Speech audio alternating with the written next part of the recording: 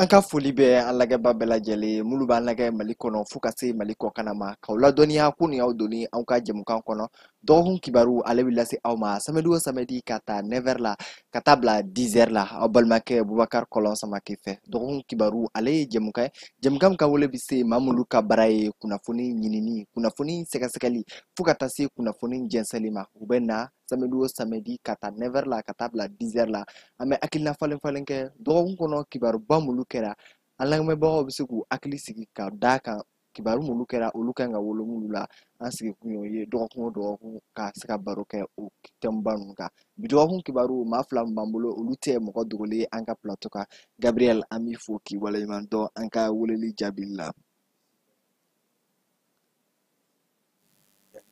Lamɛnbagaw ma ka foli lase ɲɛmaayaso ani baarakɛlaw bɛɛ lajɛlen ma. Basi t'a la donc ale ni mɔgɔ min kan ka hakilina falen kɛ o ye Burama Tarawele an b'i fo k'i waleɲuman dɔn wagati bɛɛ lajɛlen an ka weleli jaabili la.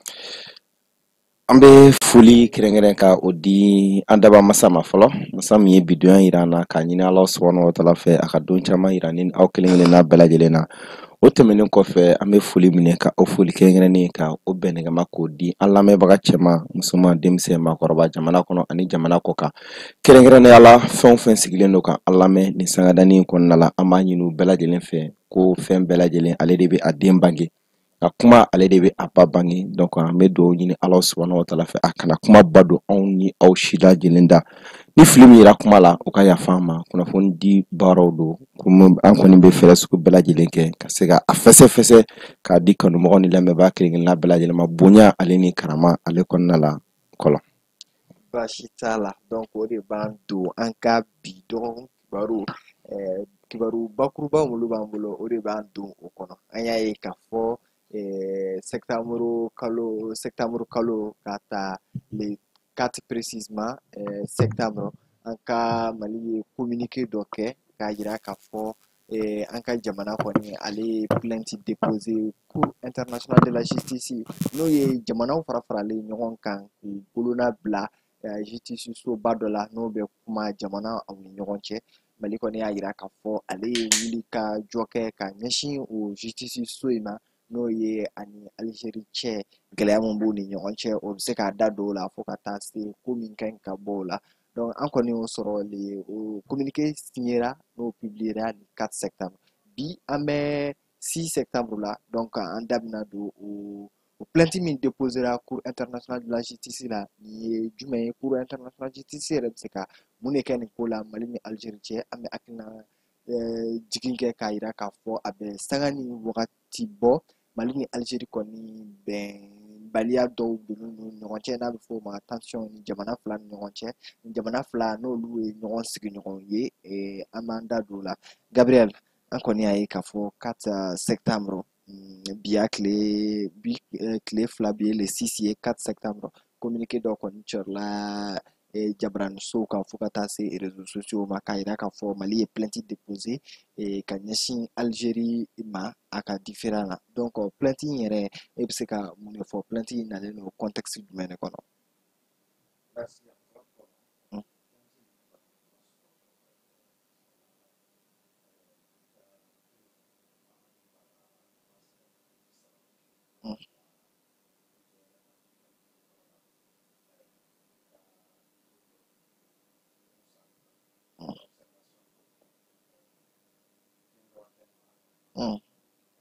Région.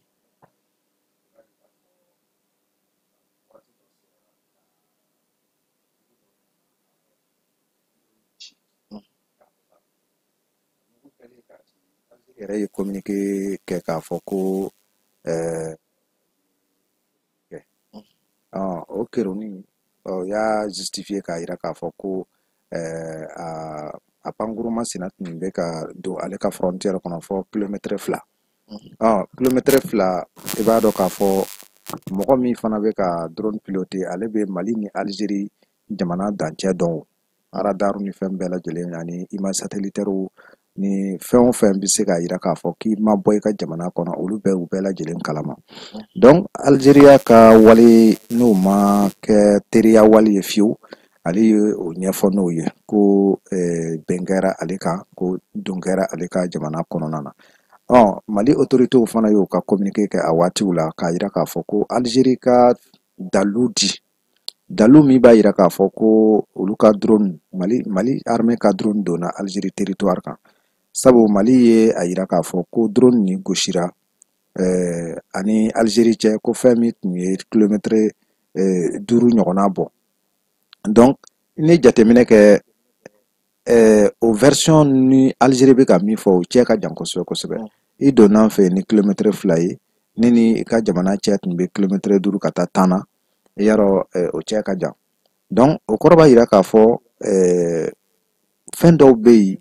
ni Algérie t'a fɛ bɔ ka ko min kalama, walima mɔgɔ dɔw bɛ yen Algérie b'a fɛ ka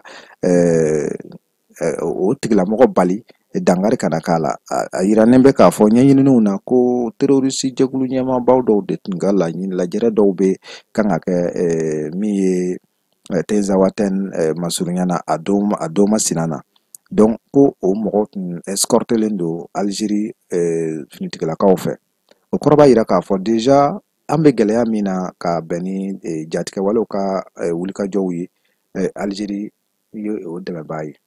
Algérie ye o dɛmɛbaa ye. Drone fana gosilen k'a bɔ k'a ben yaasa a kana se k'a ka baara lase, o b'o sɛbɛntiya. Mali kɛlen ka ɲini Algérie fɛ a ka preuve di. Preuve min b'a yira k'a fɔ ko avion donna u ka jamana u ka dugukolo kan, o k'o di.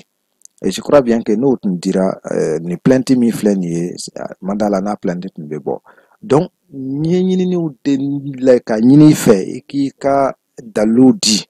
tile 3, tile 4, tile 5 fo ka taa se an bɛ yɔrɔ min na sisan Algérie ma se k'o dalilu de di. Ni dalilu ma sɔrɔ i bolo, an don b'a dɔn k'a fɔ an ma don i ka territoire kɔnɔ, an bɛ k'an ka jamana sanfɛla lakana cogo min na ka yaasa jatigɛwale ni mɔgɔ bɛ se ka dangari an ka basigi la k'olu kɛlɛ ka sɔrɔ o ma se ka don o ma se ka kɔlɔlɔ ta k'a ɲɛsin an ka jamana ma. Mali sɔrɔdasiw tun b'o baara de la. Donc i b'a ye k'a fɔ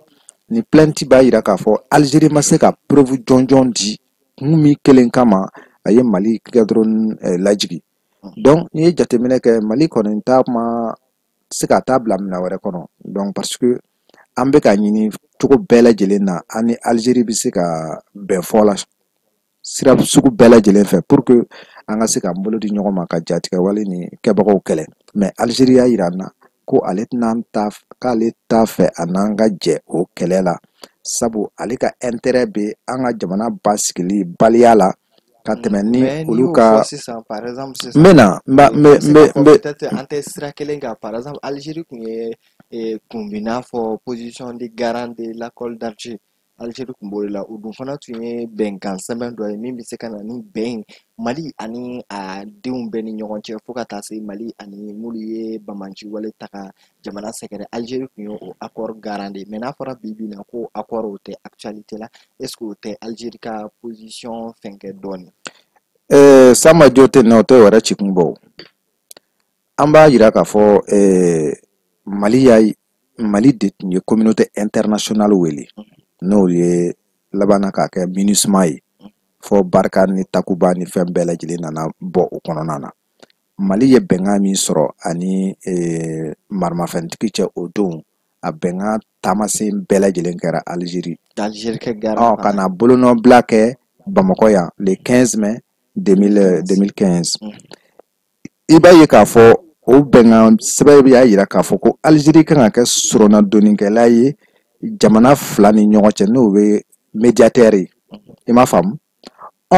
N'i ye mɔgɔw wele k'a na i bara yaasa a ka na basigi la sabati n'i ka jamanadenw dɔw cɛ. O tigi bɛ taa don min na, o kɛnɛ minnu n'o tun bɛ o tigilamɔgɔ bolo, o kɔlɔsili kan ka kalifa joona. O ye jamana min y'o wele ni o jamana yɛrɛ fana accord yɛrɛ fana y'a yira k'a fɔ ko ninnu bɛ maramafɛn bila. Ko ni tagali ɲɛ k'o bɛ mobiliser, o bɛ démoliser ka DDR kɛ n'o ye démobilisation, désarmement et réinsertion, n'est-ce pas? O processus min tun bɛ sen na o ma ɲɛ sɔrɔ. A kun fɔlɔ min kɛra Gao, i b'a ye k'a fɔ o banbacɛya walew yɛrɛ fana taara mugu don o mɔgɔw cɛla ka caman faga o bɛɛ kɛra Algérie ɲɛna ninnu fana labanna k'a yira k'a fɔ an tɛ maramafɛn bila tant que an sago ma d'aw ma an sago ye jumɛn ye c'est que accord bɛ signé don min na le 15 mai ninnu ma sɔn k'o bolonɔ bila a la donc annexe dɔ de taara laban tuguni ka o diyagoya k'o sigi Mali kan o de kɔfɛ je crois bien le 15 juin o bolonɔ bila ka sɔrɔ ka kɛ kokura pour que olu ka sɔn k'a fɔ ko olu yɛrɛ bɛ Mali kɔnɔ bi wa olu bɛ a to Mali t'a la n'i bɛ Mali kɔnɔ n'i sɔnna malidenya ma k'i b'a to Mali ka fanga de ye o kɔrɔ b'a jira k'a fɔ ni Mali ka maa welelen b'a ka jamana kan don min na n'a ko k'a bɛ taa ka bɛn ni jamana yɛrɛ ka laɲini ye donc Mali sɔrɔdasiw de tun kan ka taa o emprise ninnu k'olu occuper mais a nana wolo jumɛn na a ma laban marifa t'a la wa ça veut dire déjà que banbaci wale kɛbagaw yɛrɛ ma sɔn bilen o ka to jamanadenya minɛ kɔnɔ wa ni k'u ka jamana ɲɛmɔgɔw n'a marabagaw dɔn setigiw ni kotigiw ye minnu kan ka kow ɲɛnabɔ jamana kɔnɔ o bɛɛ lajɛlen kɛra Algérie ɲɛna Algérie ma kala don a ɲɛna ka bɛn n'a ye donc n'a ma ɲɛ ko Mali fana y'a yira k'a fɔ an tɛ na o emprise minnu n'an ko MINUSMA ni a tɔ ninnu bɛɛ lajɛlen ka taa an tɛ na o to mɔgɔ si bolo donc a bɛɛ kɛra Algérie ma kuma ninnu fɛ o k'a fɔ vraiment autorités de ni yen sigi ka kan wa a ye aw ka maramafɛn bila yaasa aw bɛ se ka ɲɛsigi la cogo min na l'Algérie n'a jamais fait ça donc o kɔrɔ b'a jira k'a fɔ Algérie tun y'a ka parti choisi ka ban donc o parti choisilen de nana ye sisan k'a fɔ hali ni o bɛɛ n'a ta ko Mali se bɛ se ka Mali ba bɛ se k'a ka se boli ninnu kan o de kɛra o bolikun ye fɔ Tɛnzawatɛn ko bɛɛ lajɛlen nana y'a kɔnɔ o donc Algérie bɛ kɔ filanijɛgɛya la et c'est ce que nous nos autorités ont compris et ils ne veulent plus s'asseoir qu'à Algérie tout parce que Algérie voilà Traoré an kɔni y'a ye k'a fɔ nin plainte in kɔni déposera cour international de la justice n'o ye ONU yɛrɛ instance dɔ ye mais yan'an ka s'o ma an y'a ye k'a fɔ n'i kɔni ko cour n'i ko justice mɔgɔw ka baara i ko preuve de a yirala k'a fɔ ko Algérie ka na n'a ka preuve ye k'a yira k'a fɔ ale ka position ye ko drone donna a ka territoire la Mali dun fana ka position ye ko drone ma don a ka Algérie ka territoire la drone donna Mali ka territoire la mais nin bɛɛ de kun ka ɲi ka nin preuve ye fo bi an ma preuve ye côté flash la ou bien bolo de fait que drone lajiginna a yira Mali territoire de kan o b'a yira k'a fɔ o ye Mali ka preuve bannen wa bon hakili la k'a fɔ man ye bɛ a yɛrɛ fɔ k'a ban sabu y'a kɛ k'a fɔ n'i ye ko in daminɛ lajɛ don min na drone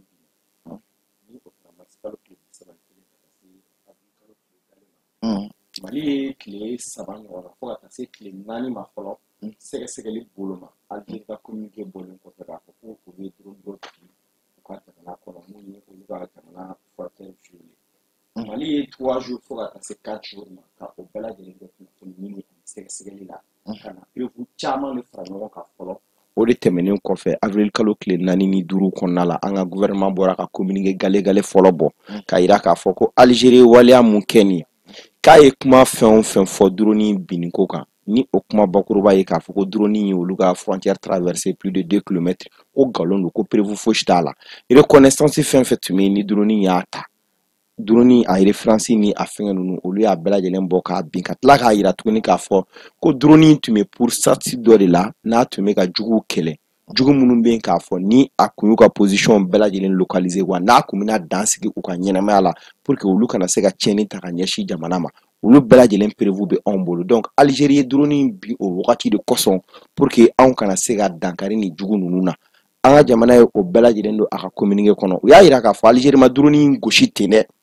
a ye drone gosi de parce que drone ka reconnaissance tun bolila groupe terroriste de kan minnu ye banbagaci kuwaliw yɛrɛ ye k'a fɔ k'olu sen bɛ anw ka terrorisme kɛlɛ la Algérie dun b'a dɔn k'a fɔ tigitigi ni maa minnu filɛ nin ni ninnu tora nin kɛlɛ in na ni ninnu tora nin attaque in senfɛ a bɛna dadigi kɛ terrorisme na o de kama Algérie ye nin drone bɔ k'a bin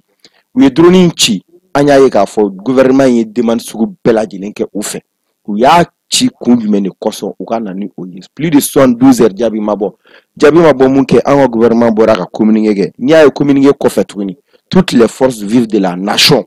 Mali force bɛɛ Bamako fo Kidal fo Tezawatɛn yɛrɛ kɔnɔ bɛɛ lajɛlen bɔra k'i ka soutien yira armée la ko i ka dusuma kasiya yira armée la ka tila k'a yira fɛnɛ ko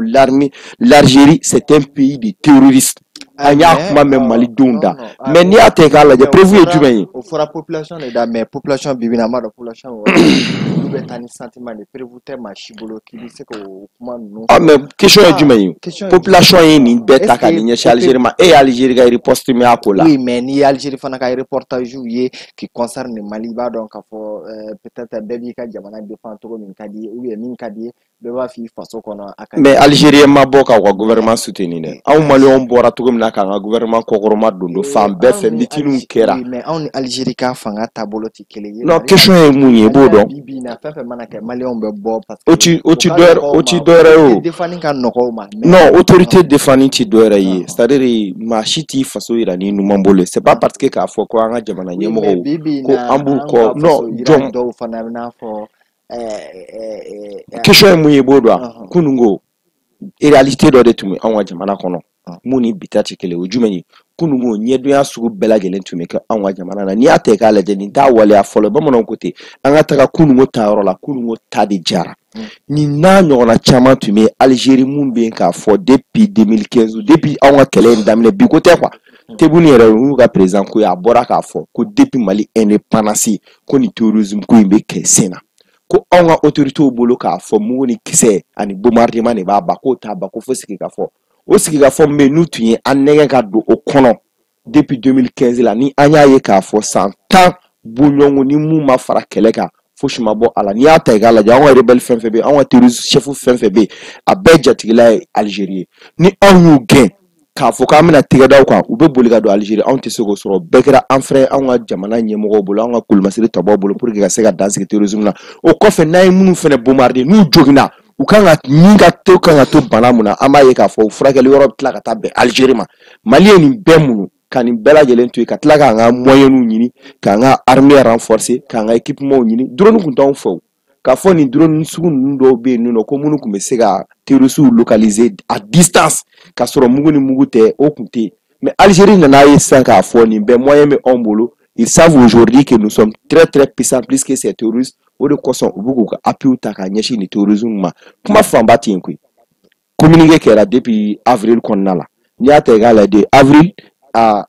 septembre pratiquement 5 mois gouvernement malien de kɛ o dun kɔnɔna la hali bi u sigilen de kun don ka mun de ma kɔnɔ demande ni fɛnw bɛɛ lajɛlen na k'a ci Algérie ma o ye jumɛn de c'est vrai a ye nin fɛn hostile ta ka ɲɛsin anw ka jamana ma mun don nin juguya de don sabula aw de ko sanga ni wagati bɛɛ lajɛlen na ko aw ye anw teri ye a ka ca san 60 ni kɔ ye n'i y'a ta k'a lajɛ Algérie yɛrɛ ka indépendance bɛ sɔrɔ wagati min na anw ka jamana kɔnɔ den dɔw de y'u nin ci k'u sacrifier anw ka se ka Algérie bɔ nanzaraw ka jɔnya juru la non seulement l'Algérie n'a pas été reconnaissant envers nous mais ka tila ka anw fɛnɛ jugu dɛmɛ anw kan o fɛnɛ ko ye vraiment tɛ se ka c'est-à-dire bamananw ko ten ko an mana fɔ ko tɛ cɛ kɔnɔbara tɔɔrɔ cogo o cogo mais n'i den k'a ci a kɔnɔbara la o b'a tɔɔrɔ dɛ vraiment i m'a mɛn mɔgɔ b'a fɔ ko mɔgɔ anw ye olu bɔ jɔnya juru la k'i ye basa dontɔ ye kogo ni ɲɔgɔn cɛ se k'a cira don i m'a mɛn Algérie b'a fɔ k'a bɛ nin kɛ maliyɛnw yɛrɛ de ma se ka non c'est pas parce que non la question n'est pas parce que maliyɛnw ma bɛn non Algérie ka position non Algérie ka position non non le problème dans tout ça Algérie ni Mali ka ko Algérie ka anw ka terrorisme kɔkɔrɔma don bi ko tɛ non o bɛ ka kɔkɔrɔma don dɛ o tɛ bi koyi non Mali c'est-à-dire n'i y'a ye kuma in f'i ye k'a fɔ anw ka terroriste caman bɛ yen bi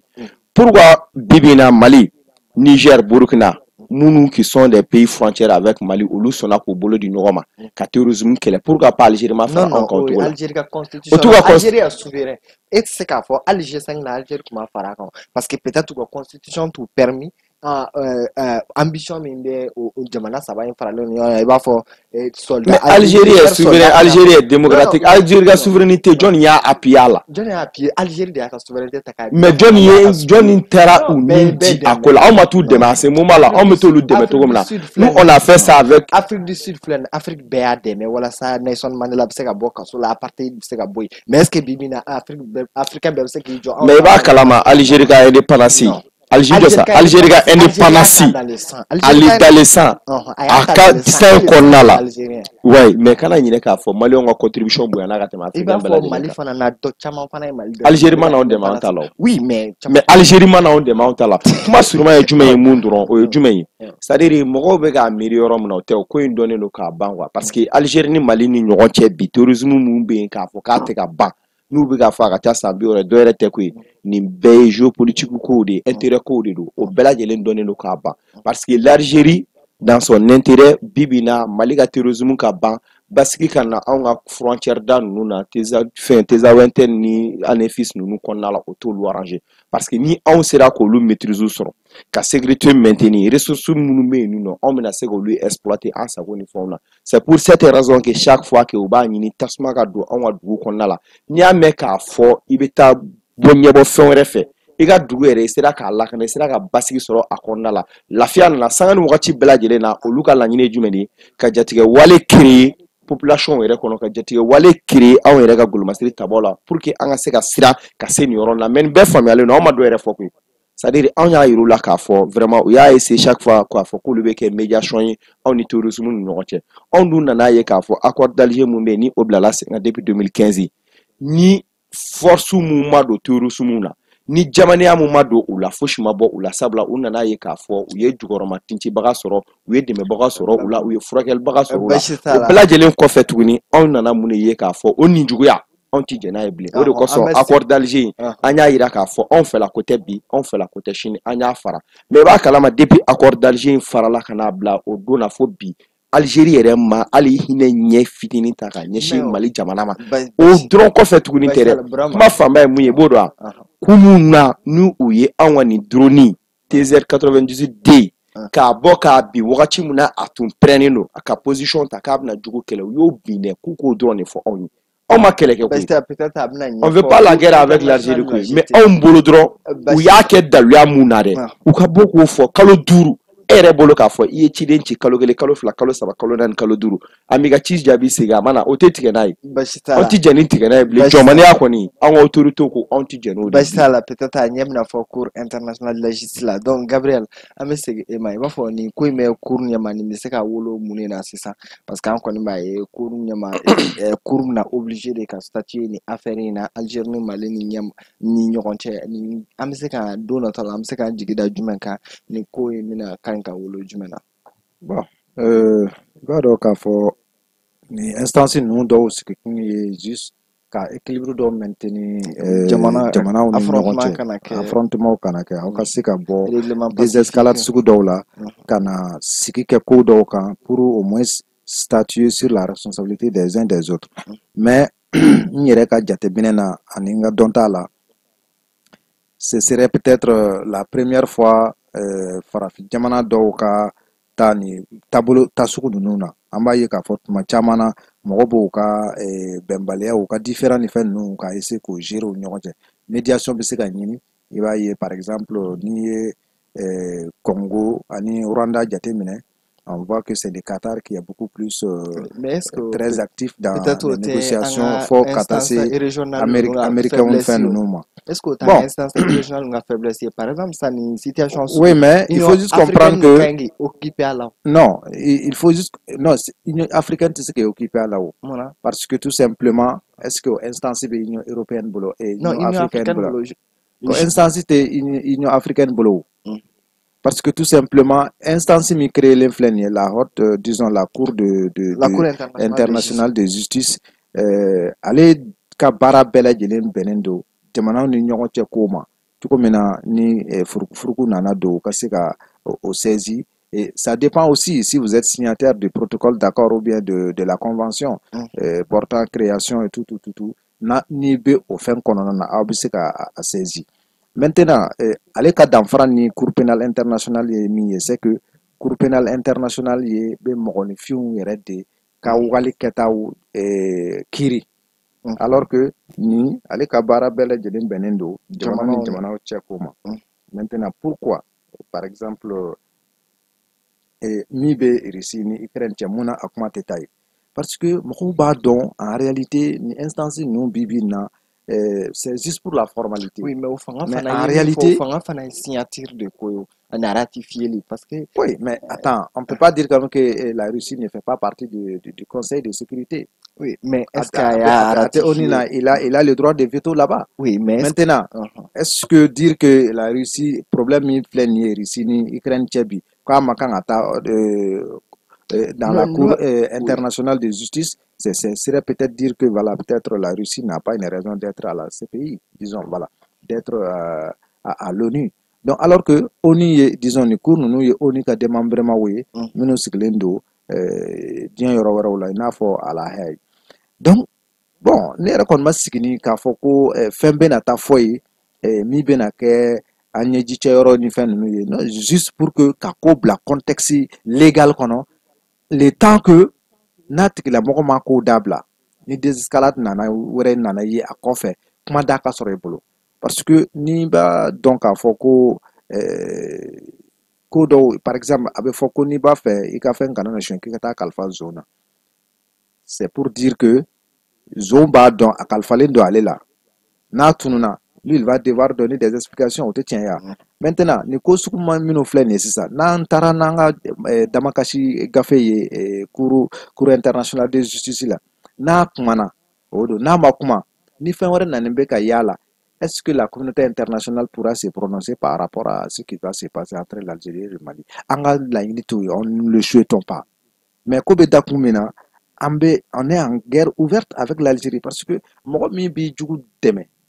a ka nin kɛlɛ kɛ kɔtɔrɔma bɔ ka t'i sigi ale bara o kɔni i n'o tigilamɔgɔ bɛ kɛlɛ la o mais souvent observateur caman fana b'a fɔ ko ni groupe djihadiste n'i y'u ka têtes lajɛ c'est des personnes qui ont des doubles nationalités voire même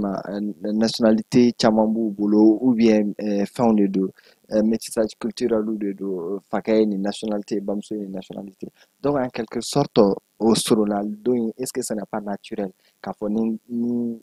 gɛlɛya bɛ ni dugu ni ɲɔgɔn cɛ n bɛ boli ka don ni frontière la et puis encore an bɛ ka kuma wɔɔrɔ min fana kan c'est des o wɔɔrɔ don a frontière ka bon a ka gɛlɛ jamana kelen k'a fɔ k'a bɛ maîtrise bila a sanfɛ est-ce que k'a fɔ olu bɛ don Algérie fɛ est-ce que souvent même c'est an tɛ se k'a fɔ c'est indépendant de sa volonté parce que a fana ka citoyen de la volonté de qui de l'Algérie a fana ka citoyen non mais attends est-ce qu'à se quelqu'un qui est capable qu'à drone à plus de 10 km de sa frontière qu'a abattu serait pas à l'incapacité de contrôler son espace ou de savoir doni jombe donga bagono non kolo et jo meilleur ni do foka bokmana quoi l'Algérie dans cette guerre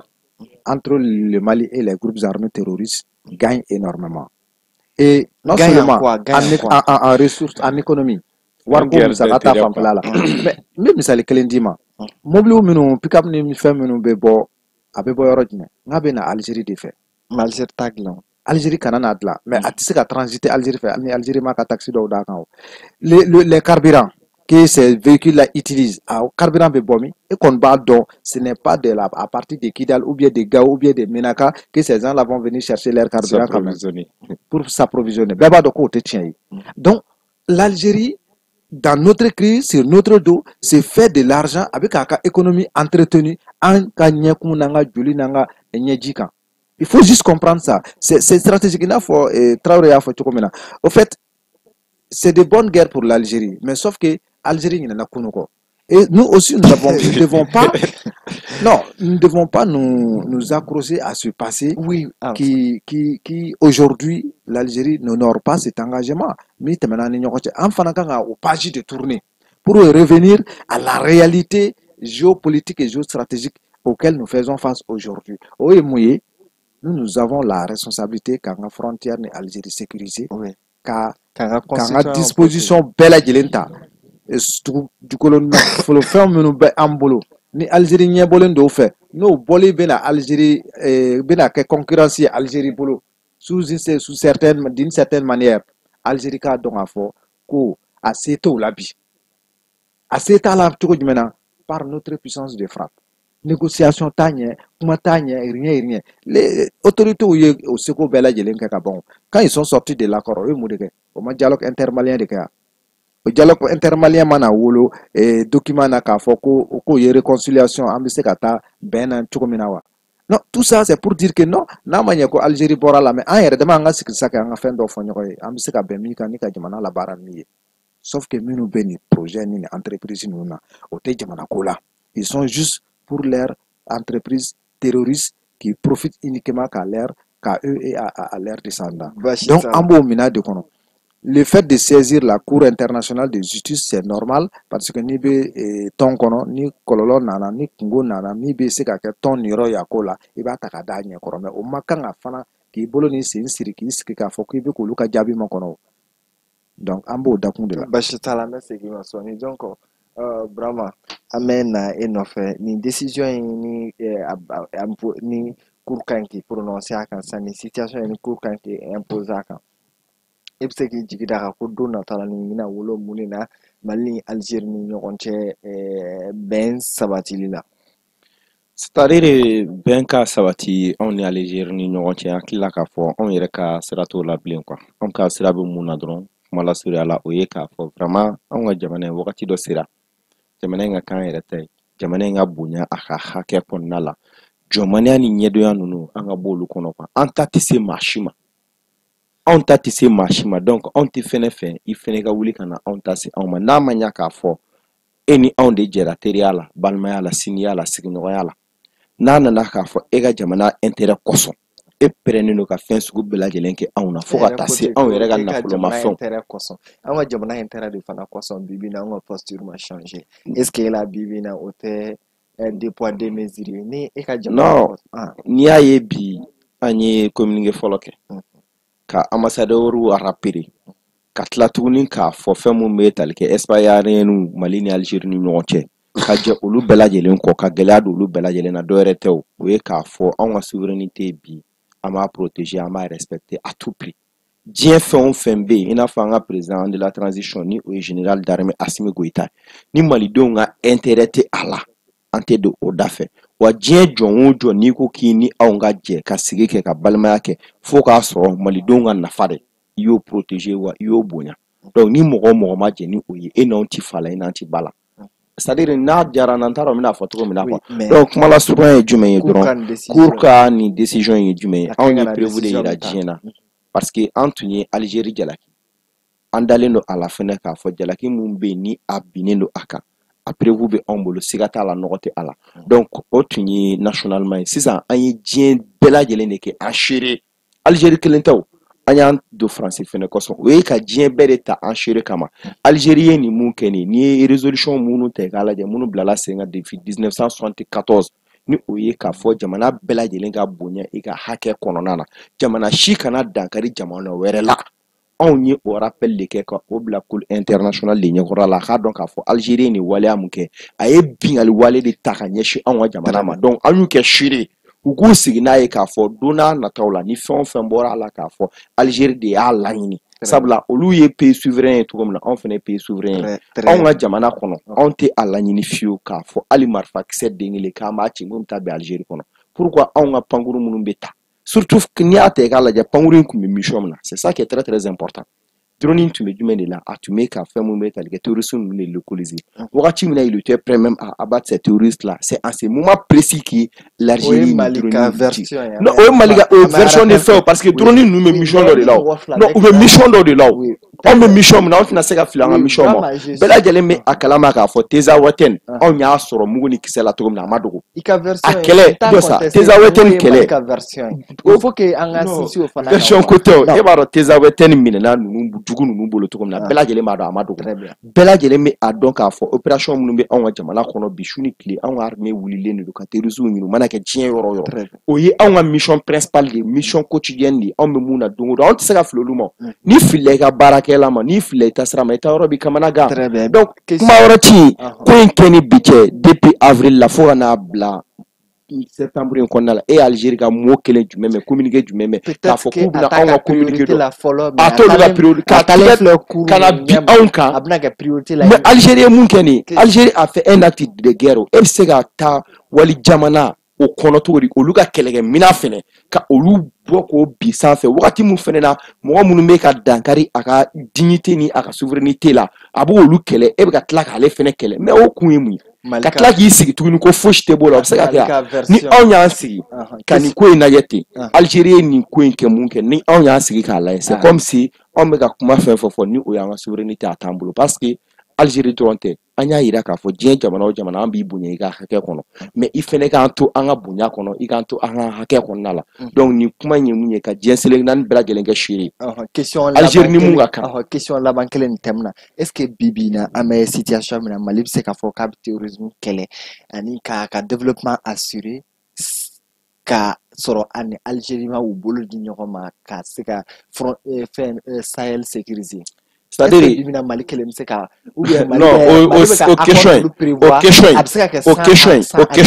o question in an bɛ se k'a kɛ ten dɛ hali ni Algérie de wulila o kuma fɔra ka ban wagati min na k'a fɔ Algérie y'a fɔ k'a fɔ qu'il est prêt pour faire la médiation aw ni terrorisme ni ɲɔgɔn cɛ an ka gouvernement bɔra k'o fɔ ko an mago tɛ Algérie ka c'est-à-dire n t'a dɔn mina fɔ a ka dɛmɛ den kelen kelen an mago t'a si la donc question tɛ o la hali n'u ko k'u bɛ a apporter anw ma bi an mago t'a sigikafɔ la an mago tɛ a armement la an mago bɛ mun na dɔrɔn o ye jumɛn ye n'a y'u jɔ u ka frontière datugu n'a m'u jɔ u kan'a datugu mais jugu fɛn fɛn bɛ anw ka jamana kɔnɔ hali n'a y'a sɔrɔ mètre kelen de b'an ni Algérie ni ɲɔgɔn cɛ an b'a bɔ marité foyi. Très bien basi t'a la donc Gabriel question laban min thème kan est ce que bi bi in na Mali bɛ se k'a fɔ k'a bɛ terrorisme kɛlɛ surtout an bɛ ka frontière min bɛ Sahel ko frontière fo ka taa se la zone de l'Ictako groupement ma sans que Algérie ka associé kɛlɛ in na a kɛra renseignement wa a kɛra peut-être ka associé de loin ou de près est ce que bi bi in na même les 3 États du Sahel l'Alliance du Sahel bɛ se k'a fɔ k'a bɛna terrorisme kɛlɛ sans que Algérie ka associé. Colon, il faut souvent remonter dans l'histoire pour éviter de bon peut-être tant considération donc quoi de 1963 à aujourd'hui à ce que je chasse Mali confronté à terrorisme ni disons rébellion ni nous nana wolo terrorisme ni fait nous en 2006 en confronté à fin au fin na nanye on a perdu des hommes, on a perdu du matériel. Faut que tu en sigilen filɛ nin ye yɔrɔ min na bi et de là k'a mɛn ko voilà la contribution de l'Algérie, voilà le Mali et l'Algérie au jɛra ka exercice militaire walima o jɛra ka par exemple ni ko exemple di mi se ka fɔ accord d'Alger i ye ɲininkali dɔw de kɛ n bɛ k'o ɲininkali de jaabi ni observation jaabi de accord d'Alger associé l'Algérie ne va jamais s'associer à nous pour combattre qui que ce soit. Mais accord d'Algérie par exemple a y'a permettre l'Algérie trouve son compte dedans. C'était aussi il est le médiateur. Mais l'Algérie veut toujours jouer la carte de stabilisation, de puissance régionale. Algérie pour drone de là. Et comment privilégier ses intérêts de telle sorte que voilà que nous ne sommes même pas compétitifs devant lui. Ou de Algérie fait un projet n'a qu'à ambition de où. Sauf que Ambekabo cadre qu'on a. Mais attends, la création de l'Alliance des États du Sahel, mais c'est une preuve pour dire que on n'a pas besoin de l'Algérie pour sécuriser nos frontières. Donc, il faut juste manquer souvent d'objectivité pour croire que non, ni car ça n'était fait quoi. Non. La personne est indispensable. Donc, aucun pays n'est indispensable pour le développement d'un autre pays. Abisika kenao djereka koke, ale tabisika ta rapidement, turomina, et fait djabisika ou noya. Mais dire que n'était que allait te bolo, mais ça c'est pour dire que voilà peut-être on sait très bien aujourd'hui que l'Algérie, depuis la nuit des temps, n'a jamais levé le petit doigt quand même dans terrorisme, dans la rébellion qu'elle est là. Et pourtant, ces agressions, parfois internes, parce que sur le Mali, on devait oublier la Kabamantia, ou Damne. Ani agression externe, les appuis qui viennent de part et d'autre, nous, Algérie fait. Et à partir de la frontière algérienne, ka don an ka jamana kɔnɔ ka n'an déstabiliser o tɛ Algérie yɛrɛ contribuer tɔ la an yɛrɛ déstabilisation projet la wa donc i bɛ tila ka n'i sigi ko e b'o jamana kelen ka dɛmɛ kɔnɔ walima ko n'o jamana kelen ka dɛmɛ tɛ ko est-ce que c'est sûr que e bɛna se ka o bamanciya wale ninnu kɛlɛ non peut-être ça veut dire non, parce que bamanciya wale non, on savait au début c'était le Mali fin 2011 c'était le Mali Burkina Faso associé l'Intala mais Bibina le problème touche au Burkina Faso alors que avant les observateurs ont dit que le problème du Sahel ce n'est pas juste question du Mali ou de Libye et Mali jamana nu bɛɛ ka associé de pour que ka terrorisme kɛlɛ bibi na ni jamana yɛrɛ y'a fɔ puissance régionale de don que on le veut ou pas Algérie puissance régionale de en Afrique de l'Ouest donc est-ce que n'o sen bɔra terrorisme ko kɛlɛ la dɔ tɛ dɔ k'a jɛ certes alliance de les États du Sahel an ɲɛ b'a ka avancer o la mais force est de constater que les attaques terroristes continuent malgré tout. Mais il faut juste comprendre que terrorisme yɛrɛ bɛ bɔ min fɔlɔ. Dɔw fana de b'a kɔfɛ. Dɔw fana de b'a kɔfɛ mais jamana caman fana ka fɛn de don manquement de b'a to a bɛ développer. I jɔ sa an bɛ ka fɛn o fɛn fɔ o toi tu n'es pas toujours convaincu que voilà bon an bɛ ka kuma téléspectateurs ye sa mais il faut juste comprendre que ni bɛ parrain wɛrɛ ɲini an ka terrorisme na l'Algérie en est de ces parrains là Algérie y'o parrain dɔ Algérie b'o parrainage dɔ fara na o tout comme la Mauritanie. Mɔgɔ bɛ taa bin jamana dɔw kan a bɛ bana o bɛ o évacuer ka don n'a ye fɛ e b'o furakɛ fu la bon a kɛra fu ye kɛ o a kɛra moyennant quelque chose en tout cas e kɔni b'a dɔn ko bɛnkanni walikɛla de don wa dangarikɛla la a bɛ yɛrɛ ɲini na pourquoi toi tu ne mettrais pas des forces spéciales ou bien des forces pour contrer non pas pour les livrer.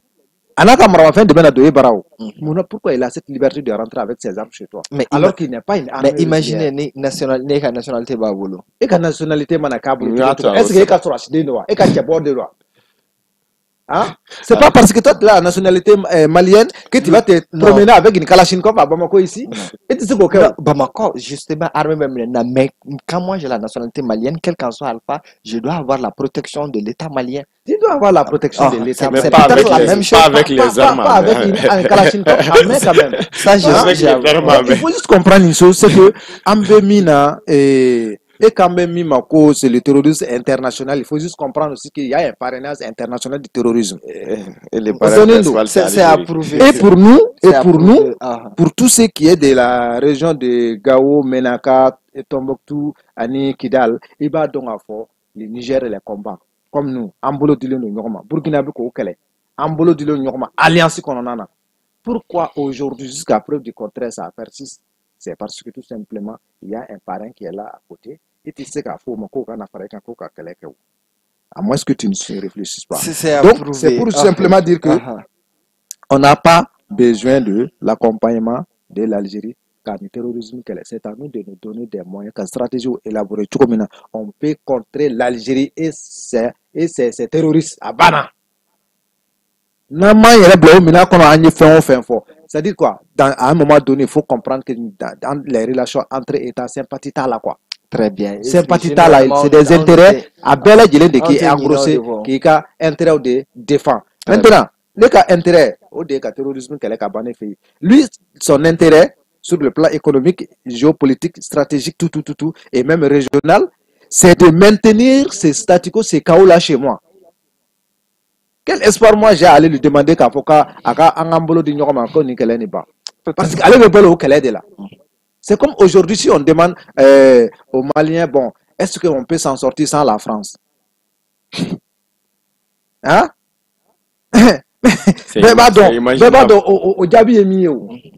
On a existé ça dans France on existera France italien on peut exister France italien et on existera France italien mais et quand la dia avec amida français au campi c'est parce que c'est là nous c'est pas le béton Mali kono on te tali ko kuma fo donc en la matière il faut juste comprendre que c'est-à-dire munu salo te ko tike quoi te batike donc il bi foncer tout dans la niti c'est nonina ikati brema jila ikata noni dige folo maintenant le temps que ikase ka nɔɔni cogoyaw dɔn kosɛbɛ kosɛbɛ et tu viens t'attaquer vraiment au problème. Bashita la qui va pas sin kai peut-être dona ça là à ma position algérienne fana do ñini mi c'est ka débat équilibré donne donc Mali kɔnɔ yan. Mali connaît Non, il n'y a pas de peut-être soutien un observateur d'opinion pour de équilibrer l'Algérie. un peu les analyses Non, i b'a donc dɔn c'est-à-dire i ye kuma min fɔ a ka gɛlɛn an bɛ phase min na bi quoi parce que problème mana se niveau dɔ ma quoi soit ci in bilen quoi nous savons tous que n'i y'anw ka jamana in gɛlɛya fɛn fɛn ta i k'a lajɛ terrorisme na a grandissandi fanba ye Algérie de ye oui non donc n'u ma bɔ a kɔnɔ fiyewu déclaration personnelle lourde Apparemment, les faits ne suffisent pas pour. non, les faits ont, les faits ont pour besoin de preuves. Pour comprendre Non, que. les faits ont voilà, besoin de preuves. Parce que Karsa en dit 2012, Karsa en intelligence. en 2011, on disait la même ainsi de chose. suite. En 2012, pourtant- on disait la même chose. C'était Burkina, c'était Tantan, Bibina. On voit mais que- vous savez quand même que k'a fɔ an ka terrorisme ta furakɛ Algérie siga t'o la kɔni Imaginez nos terroristes. o prévu bɛ yen Par exemple, nos bon terroristes. carburant ni approvisionnement fɛn fɛn bɛ yen nourriture fana carburant ni arme fɛn fɛn k'a bɛɛ lajɛlen bɛ bɔ olu de fɛ yen ka don C'est approuvé. u b'a sɔrɔ cogo di C'est approuvé. u b'a sɔrɔ sira jumɛn fɛ Vraiment, on demande à un thème flanant qu'on en a. Donc, Gabriel, amen, qui change thème est là. Il y a un gouvernement qu'on a communiqué que la rentrée scolaire de 2025-2026, quand démarrage d'amener début octobre. Le 1er octobre plus précisément. Il y a un bibi avec le changement climatique, plus ou moins trop est-ce que gɛlɛya dɔw tɛna kɛ démarrage la salon an ye nin communiqué kelen ye c'est à la dernière minute que gouvernement ye report kɛ un mois plus tard est-ce que bibi na l'état avec certes an y'a ye salon état catastrophe déclaré la ɲina an ma s'o la mais est-ce que bibi na an bɛ se k'an jigi sɛgɛ ko dans quelques semaines école bɛ se ka ta on l'espère bien, mais bon, ne kɔni sigilen jigi b'a t'a kan parce que situation yɛrɛ bɛ dakun min na on peut dire que ɲina dégâts minnu kɛra salon ka sababu kɛ sanba ko ye ani inondation ni fɛn minnu kɛra je pense que ɲina caman kɛlen don a la sa mais a ma salon t'a bɔ on ne le souhaite pas maintenant pour ce qui est de la reprise des salles de classe le 1er octobre. Bon, moi, personnellement, je pense qu'il faudrait que yanga la fana ka femme, situation de anticiper quoi. Au fait, moi, je suppose que le 1er octobre, c'est le premier jour où école d'ombe, kaye ni bikita, ko siki ka kalan damine. Au processus yi. Amenu, ta damine na, depuis presque samedi saba ɲina kɔfɛ i b'a ye k'a fɔ kalan tun bɛ don depuis vers le 15 octobre kalan tun bɛ ta vers le 15 octobre c'est le temps que aw ka na ka ekɔlisow furan ka bin minnu b'a kɔnɔ k'olu bɔ ka kilasiw nettoyer tableau dɔw tun dégradelen don sani san ka ban ko baara bɛɛ lajɛlen kɛ dɔgɔkun 2 kɔnɔ et souvent ça nous permettait aussi ka en organiser d'une certaine manière kalan bɛ ta dɔrɔn depuis le 1er octobre la première leçon, les premiers cours commencent. Et au wati fanana ambe gɛlɛya min kɔnɔ o tun tɛ yen. Donc o wati y'a sɔrɔ peut-être san tun bɛ na ka labɔli kɛ mais inondation minnu fana bɛ bi o fana tun tɛ yen parce que voilà san wagati a bɛrɛ bɛnnen don mais san tun bɛ na o waati la ka tɛmɛ nin sisan kan o mais quantité min kɔni bɛ ka jigin nin waati laban ninnu na c'est très très important donc o nana ni dégâts caman ye. Mais skolo mi yɛrɛ bɛ ne yan ka ne pessimisme dɔɔni don n ka kow la n ka analyse la c'est ko bien kurabɔ tɛ taa wɔyɔ kɔ la situation des écoles établissements privés catholiques c'est centaines d'établissements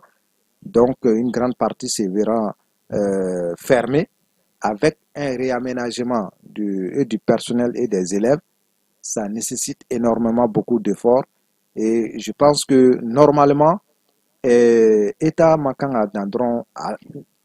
négociation fait n'ambé retirer aux subventions fait n'a choko jumena akana dans au drama quoi qu'il aide aussi que l'État aide aussi ces établissements à la réorientation des élèves et à voir comment récupérer certains de ces enseignants. Parce que la plupart d'entre eux, c'est des enseignants très bien formés. Parce que rigueur RMIB, établissement catholique, nous n'avons pas besoin. Kalam MIB, gouvernement est là. Parce que sérieux MIB, cadre gouvernemental et voir que l'État se retire et que a impacté bien à Sababouye des centaines, des milliers, disons des milliers d'élèves se verront réellement dans l'incapacité désormais de poursuivre avec ces établissements et des centaines d'enseignants aussi vont être obligés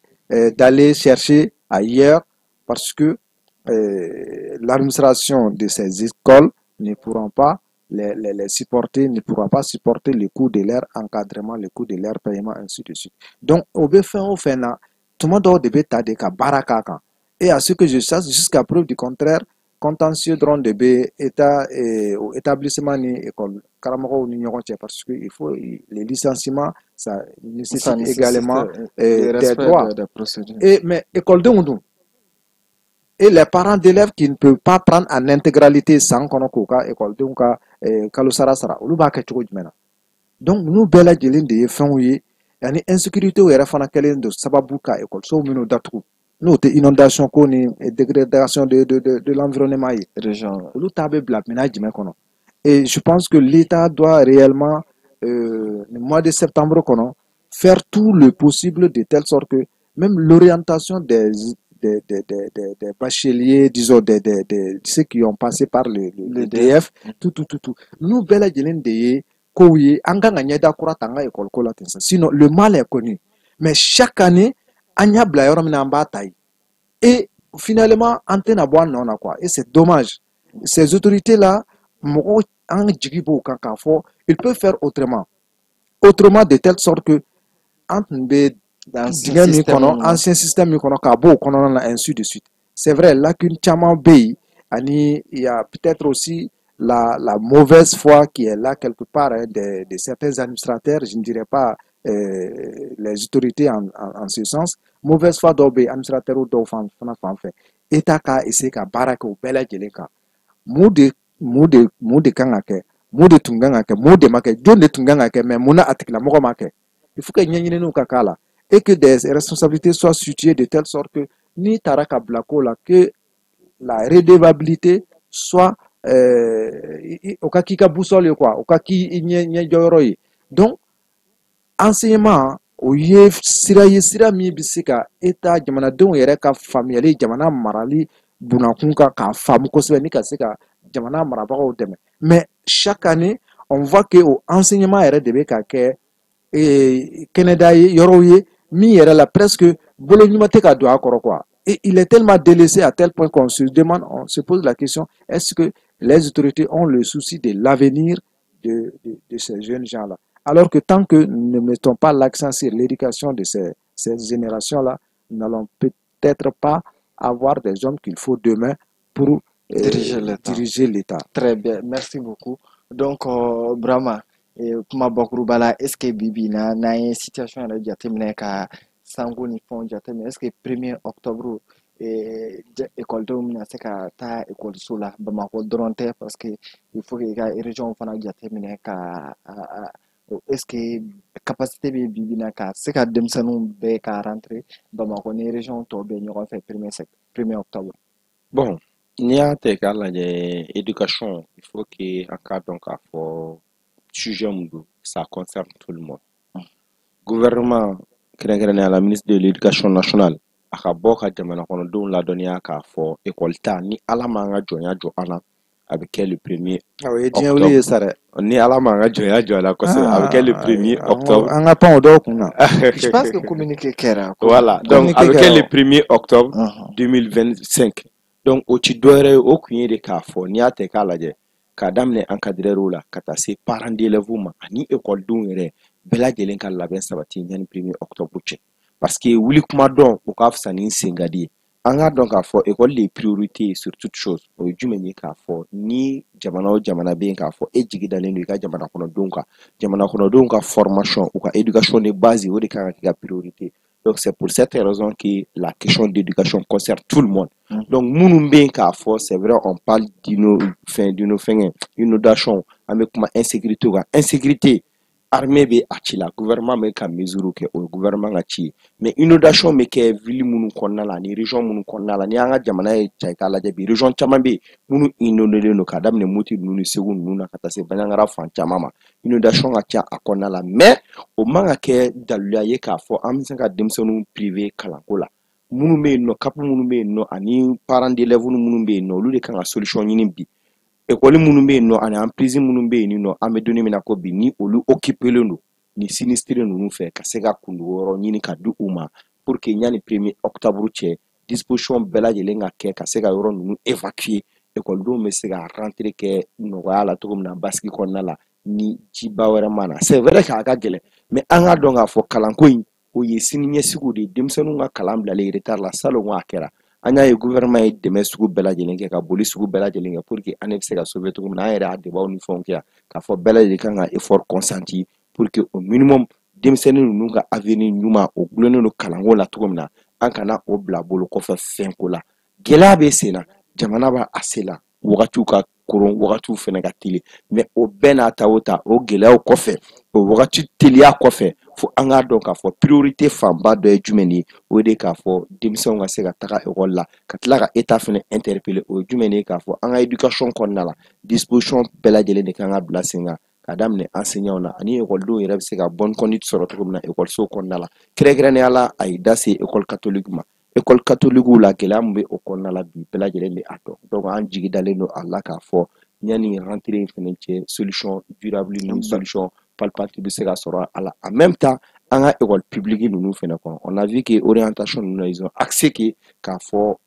defukɛla minnu bɛ yen ni caman ye defu sɔrɔ o bɛna essayer ka priorité di école publique ma pour que olu caman bɛ se ka taga école publique la bon ni olu taara o kɔnɔna la on espère très bien que maître ka se ka bila o condition kɔnɔ écoledenw yɛrɛ ka se ka bila o condition kɔnɔna la o encadrement minnu filɛ nin ye ani o écoleso minnu filɛ nin ye équipement fɛnɛ ka se ka sɔrɔ parce que an bɛɛ lajɛlen ɲɛ jɔyɔrɔ de ye denmisɛnw ye denmisɛnw de ye sini maakɔrɔba ye denmisɛnw fɛnɛ ka lamɔgɔ ɲuman a fanba caman bɛ sɔrɔ éducation de kɔnɔna Basi foyi t'a la ni la. kalan ɲuman sɔrɔla a ka Donc ca ala fɛ an an bɛ bɛ degun i kɔnɔ fo k'olu k'i ban waleɲuman dɔn Gabriel an bɛ fana fo k'i waleɲuman dɔn an ka weleli jaabi la an b'an lamɛnbagaw ladɔnniya ko nin de kɛra aw garisɛgɛ ye bi dɔgɔkun kibaru kɛnɛ kan aw k'an bɛn semaine wɛrɛ ka taa 9h la ka taa bila 10h la